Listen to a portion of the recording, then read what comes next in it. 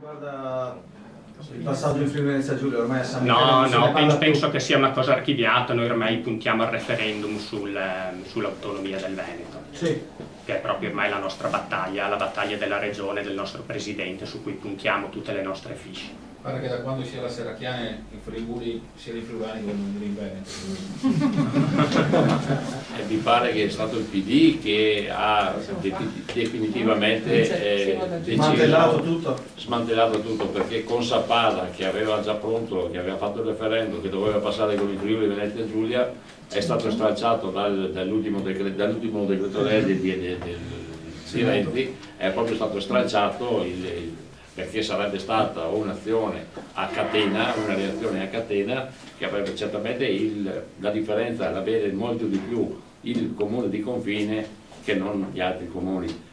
Anch'io sono nella parte alta dell'impero, diciamo, veneto, e quando siamo al confine, quando attraversi il confine ti accorgi subito dalle piazze.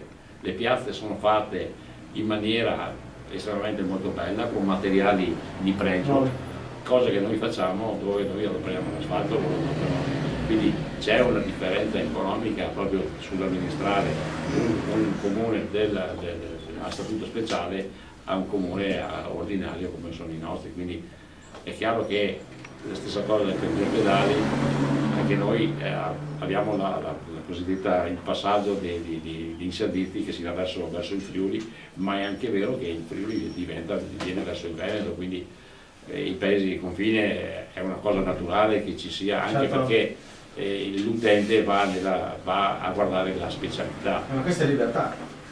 Beh, insomma, è normale.